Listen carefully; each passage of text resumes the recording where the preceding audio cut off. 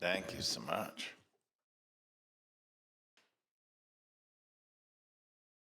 Dear God, open our hearts once again as we come around to another Easter. Give us fresh eyes, soft hearts, open minds.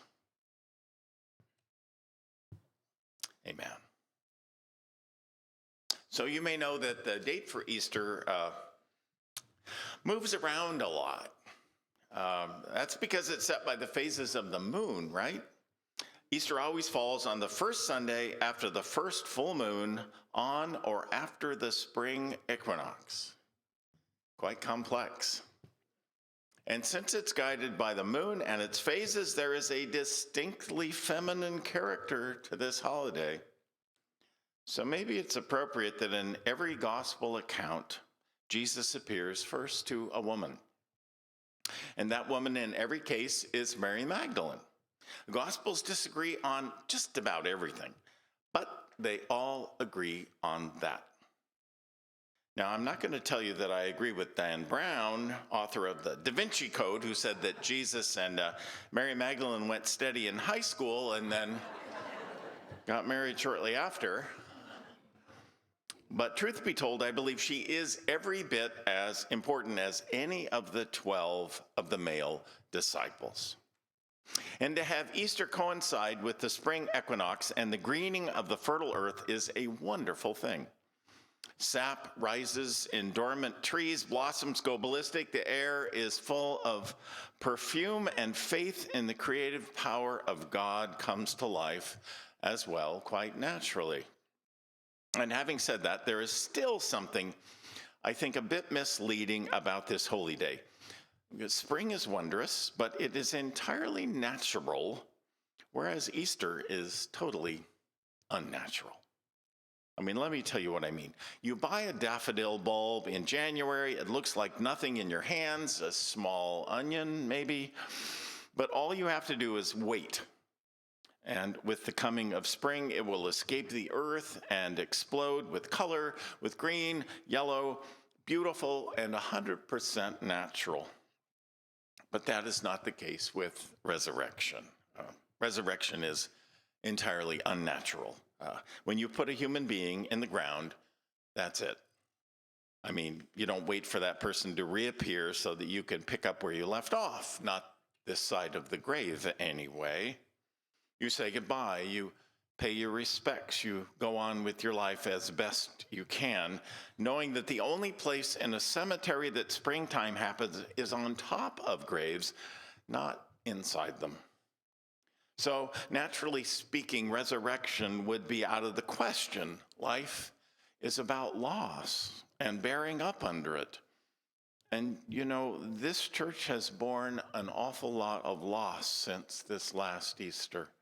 I mean, huge losses, amazing, beloved, dear family and friends. One of my favorite poems in the English language is on this particular subject. It's by Elizabeth Bishop, and it's called The Art of Losing. She wrote it after losing the love of her life and also her beloved home in Brazil. The art of losing. The art of losing isn't hard to master. So many things seem filled with the intent to be lost that their loss is no disaster. Lose something every day. Accept the fluster of lost door keys, the hour badly spent. The art of losing isn't hard to master. Then practice losing farther, losing faster, places and names and where it was you meant to travel. None of these will bring disaster. I lost my mother's watch, and look, my last or next to last of 3 loved houses went. The art of losing isn't hard to master. I lost 2 cities, lovely ones, and vaster. Some realms I owned, 2 rivers, a continent. I missed them, but it wasn't a disaster. Even losing you, the joking voice, a gesture I love. I shan't have lied.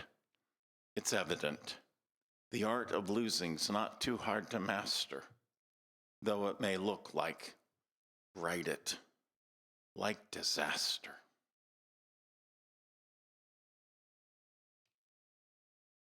Well, on that first Easter morning, Mary was obsessed with loss.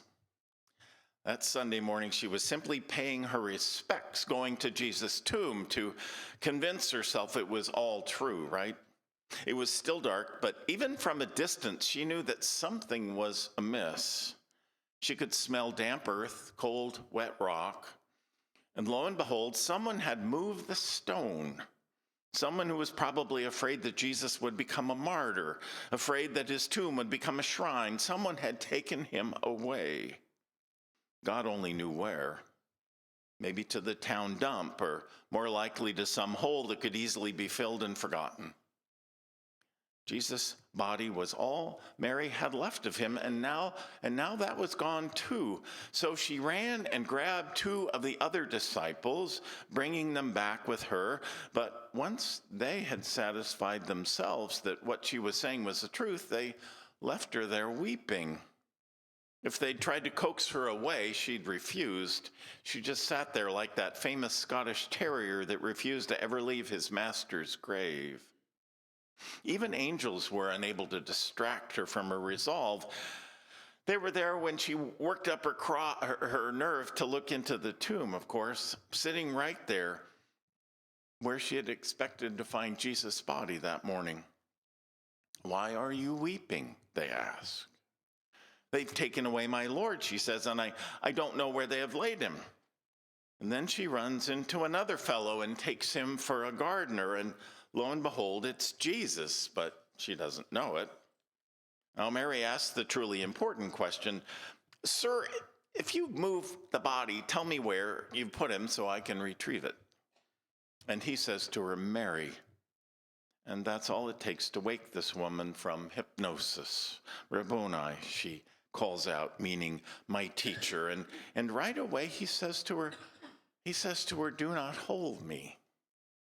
It's a strange thing for him to say, since there's no reason to believe she's holding on to him, unless it was in the way that she had called him, my teacher, right?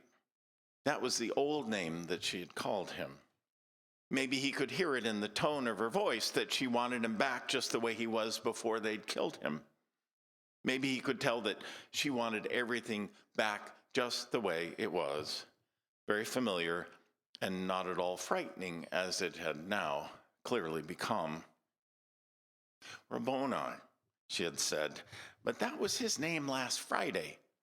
And here it was Sunday, and it was an entirely new day and an entirely new life. And she just couldn't get her mind around it at first.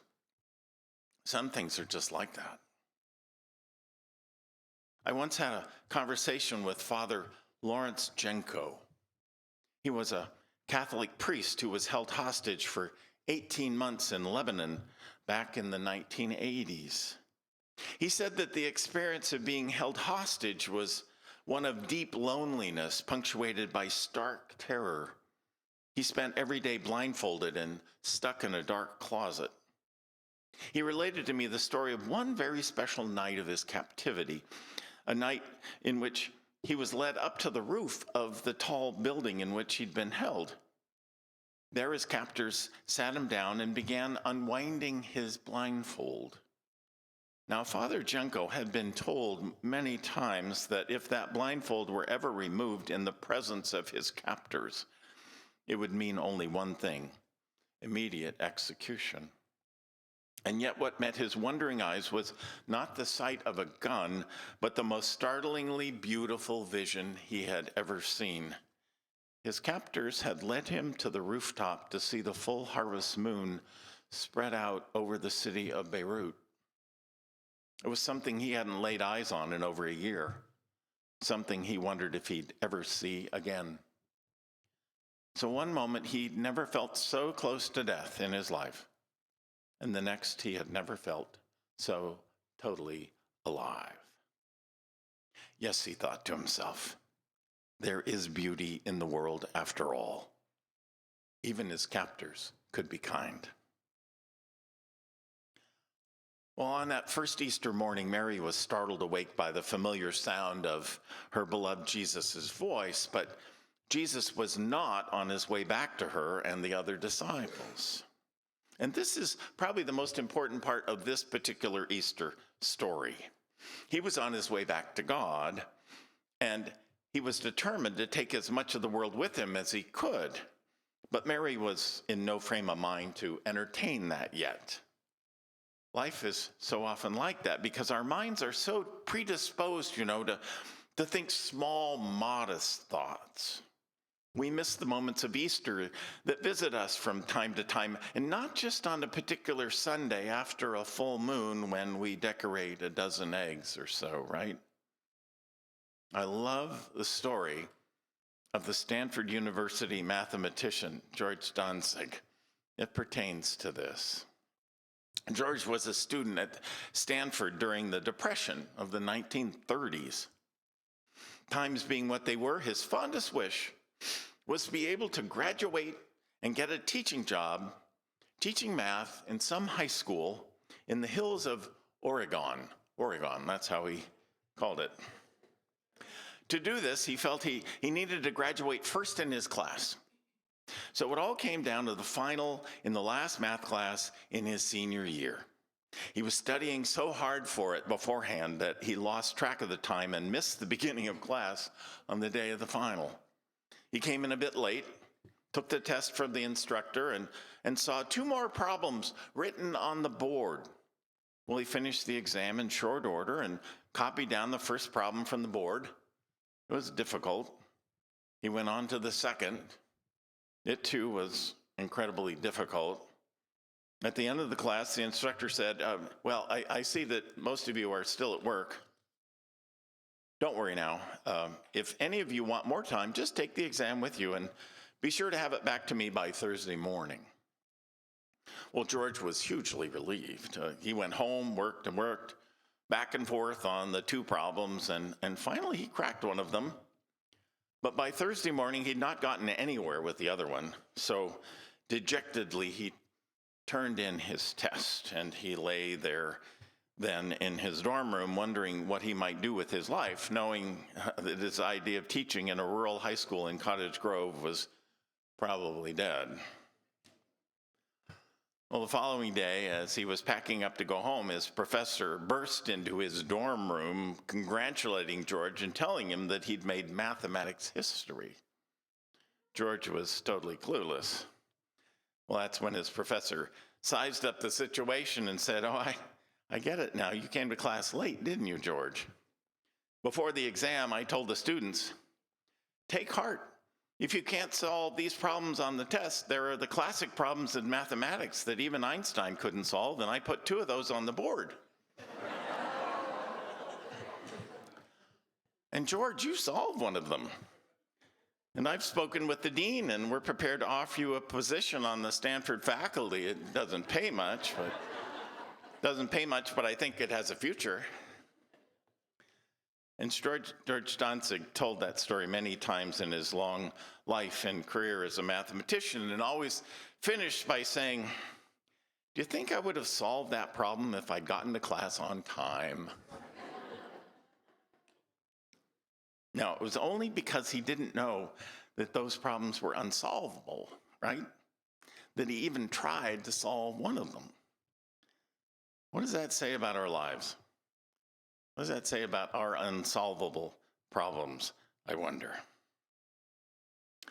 To expect a sealed tomb and find one filled with angels, to hunt for the past and stumble onto the future, to seek a corpse and find the risen Jesus, none of this is like spring.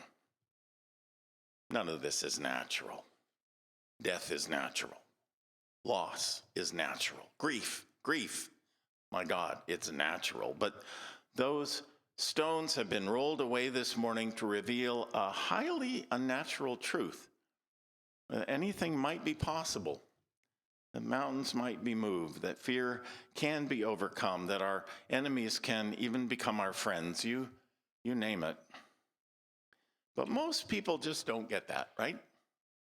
Fear and old ways of looking at the world keep us pinned down, make us surly and angry and shackled to the past.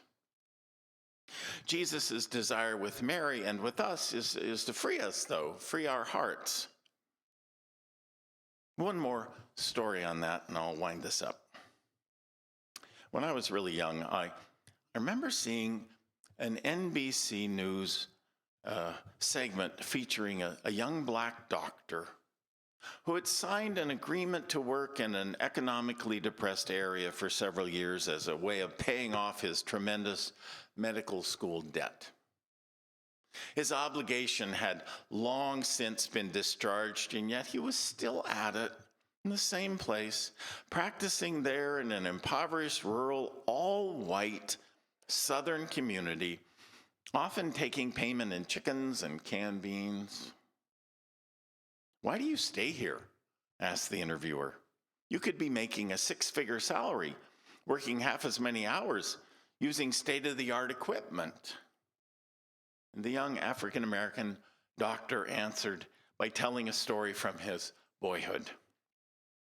He'd been born into a poor rural family, and one day his little sister had cut her hand really badly. They took her to a doctor who was white. He examined this little black girl and said, "She's cut a nerve. It will cost $27 to reconnect it." The family didn't have $27, nothing close. And so the doctor simply sewed it up to stop the bleeding, and the girl was left with a crippled hand for the rest of her life. This was the young man's answer for why he had done what he had done with his life, why he chose to stay in an all-white community and work for next to nothing for decades. Now, 999 out of 1,000 people would pick up a different message and take up a different agenda from having that experience, but not this young man. You could see something remarkable in the pain in his eyes as he told this story. Hear it in the empathy he had for all those elderly white people he treated who brought him their aches and ailments, people who just years before would have rather stayed sick or died than be treated by a black doctor. Now they loved him. Now they swore by him. Now they said that he was the greatest thing that ever happened to their little town. I remember at the time thinking, what cockeyed logic led him to look at his life, look at his sister's tragedy, and think that way? It is not natural logic. This world is full of Good Friday logic. It's full of crucifixion logic. But Easter logic is a logic this sad world has trouble understanding, but it is what is at the absolute beating heart of this day's celebration, down below all the colored eggs and spiral ham and potato salad, something deep and purpose-giving, and yes, holy, holy too. Amen and happy Easter.